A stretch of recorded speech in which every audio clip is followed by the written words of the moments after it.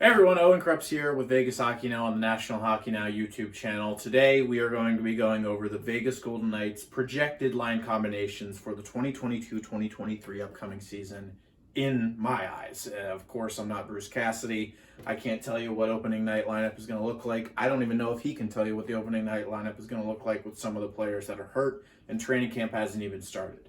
For this exercise, we're just going to be going over the current Golden Knights roster, as well as a couple potential PTO candidates and late signings I could make, and then I'll also, of course, include Nicolas Hague in here as well. So without being out of the way, let's just jump straight into things here, and we'll first go over the LTIR. Shea Weber is probably never going to play an NHL game again, and then Robin Lehner, who has been confirmed to be out for this season. They're there.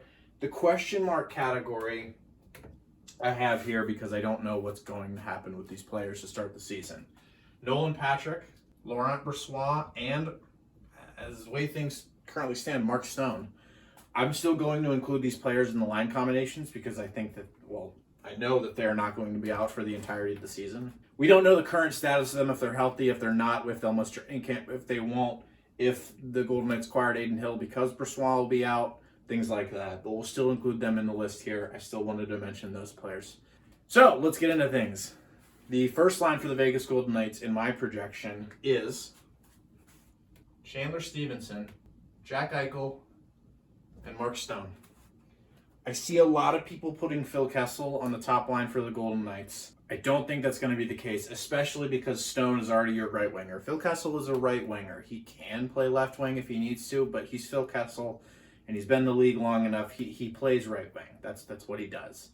He already made the sacrifice with not getting number 81. I don't think the Golden Knights are going to have to make another sacrifice and play left wing. Stephenson has proven that he can be a top-line player, whether that be at center or at wing. And I think with the Golden Knights' lack of depth on the wing now, because they traded away Pietrangelo and Dodonov, he's going to play wing this season. I don't have Nicolas playing wing, a little bit of a spoiler for the third and fourth lines of these videos.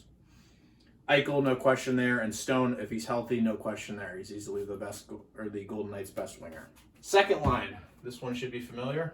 That line, the Misfit Line, stays together with Reilly Smith signing an extension. William Karlsson and Jonathan Marchessault are still on the team. I think you at least start the season with them there. Obviously, you'll probably flip-flop them and switch around if injuries arise or if just the line struggles, but that line is still amazing, and I think you at least have to put it together to start the season. So that leaves us with Nicolas and Phil Kessel as your third liners so far. We'll get to who's going to be the left wing on the fourth line in a second. Phil, he's a great player, and he can play top six, but he's at the point in his career where I think the perfect position for him would be the third line right wing position, because he can stay there at his natural position, and he can still generate offense and not be relied upon in the top six, because I feel like these are your top six scorers for the Golden Knights. Put him in the top six. Nicolas I could see him moving to wing if needed, but I really think he's better suited as a center, and he just signed the new deal, and I think maybe part of that negotiation process was, hey, I want to play center, and here I have him as third line center. And here's where things get interesting. I don't see anybody on the current Golden Knights roster really standing out as a third-line player. You got Keegan Corsack, Michael Amadio, Jake Leschyshyn, Jonas Ronbjerg. I'm probably forgetting a couple guys. But I think coming out of training camp, this spot is going to be up for grabs here. Probably the most out of any. And I think the Golden Knights need a scoring winger, the young scoring winger, who doesn't take up that much cap space, to come in and prove their worth. So I have two options here for who the Golden Knights could utilize here, and that is Brendan Brisson or Paul Cotter. I am currently leaning towards Paul Cotter just because he's older and has NHL experience. He's scored in the NHL before, and he's paid his dues in the minors. Brisson just got to the AHL.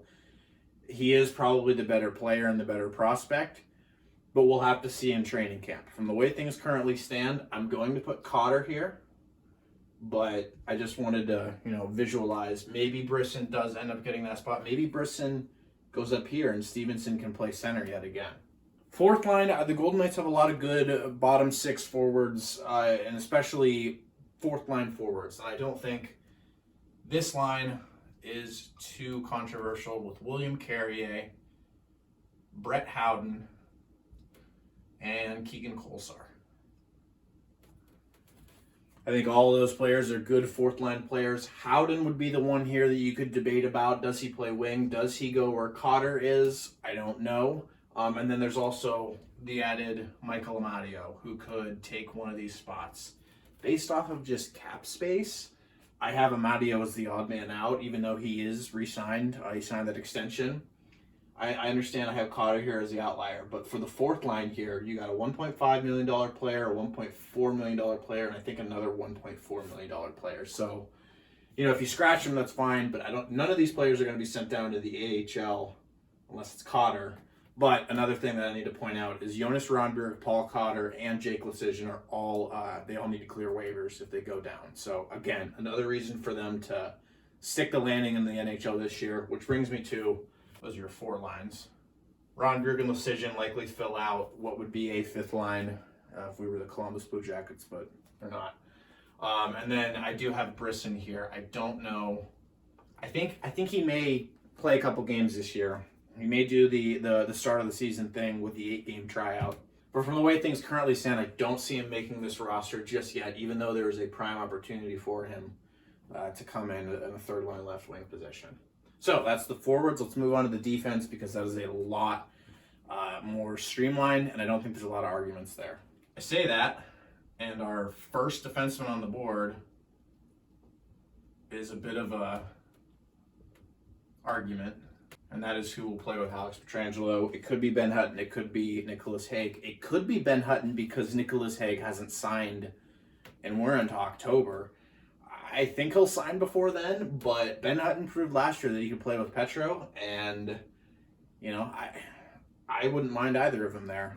Hague's obviously younger. Hutton has more experience, though. Right now, I'm going to put Hague there just because I think he'll get signed. Second pairing, I don't have to say much about because I think both of these guys are ready to finally get this pairing back for a full 82-game season, hopefully, knock on wood. And that's Shea, Theodore, and Alec Martinez. Martinez missed a big chunk of last season with the facial laceration, so I don't see that pairing going anywhere unless one of them is injured. Which leaves Brayden McNabb and Zach Whitecloud as your third pairing. I could see McNabb playing with Pietrangelo if needed. He's played there in the past, but I really like Hague and Pietrangelo. And that's your sixth defenseman with Hutton right now as a spare. Well, right now as paired with Pietrangelo. But if Hague signs, I don't see a spot in the lineup for Ben Hutton, despite how good he is. He is signed to a contract that is basically saying you're a seventh defenseman, but you can get the opportunity to come up in the lineup. There is one more player I want to mention though, and that is Caden Corsack. He is NHL ready, from what I hear, but there's not a spot for him. I put him on the board only because, if two defensemen go down, maybe he does get the call. So before we move on to goaltenders, I want to mention a couple free agents that are still out there that could bolster this lineup if needed, if they find the cap space. And those are Evan Rodriguez, Sonny Milano, Zach Aston-Reese, and Michael Stone. I only include Michael Stone because, again, maybe if there are injuries, the Golden Knights do what they did last season with Ben Hutton and go to free agency and sign a player that hasn't been signed yet in Mark's brother, Michael. Maybe. You never know. Zach Aston-Reese, growing up as a Penguins fan, I know he's a good bottom six forward that can do a little bit of everything for you, but he's, not that offensively gifted.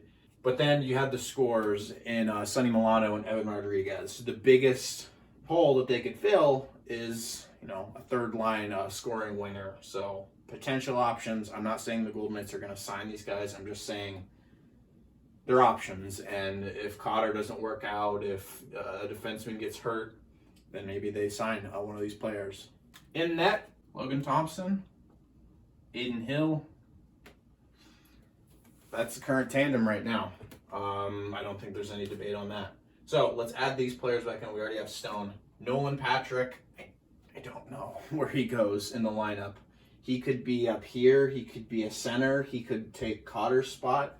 I'm just going to put him down here right now because I don't know with Nolan Patrick. I just don't.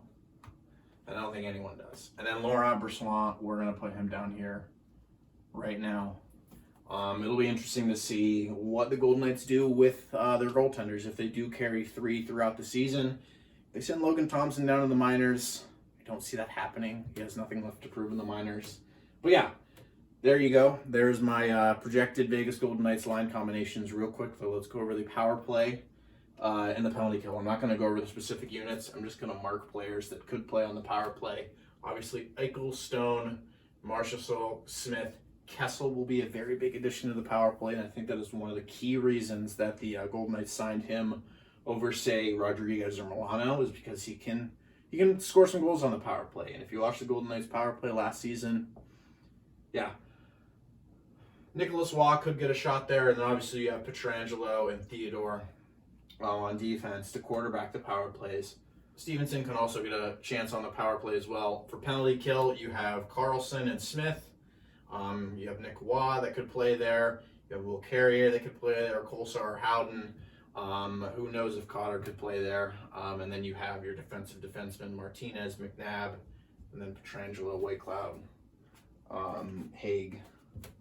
Depends on what Cassidy wants to do with the special teams. We'll see how that reworks itself after Steve's spot and Peter DeBoer are gone. So that'll do it. Thank you all for watching. Like, comment, subscribe. Check out Vegas Hockey Now. Let me know your projected Vegas Golden Knights line combinations in the comment section down below. How will these teams finish? We'll have to wait and see, but those are my projections so far on the line.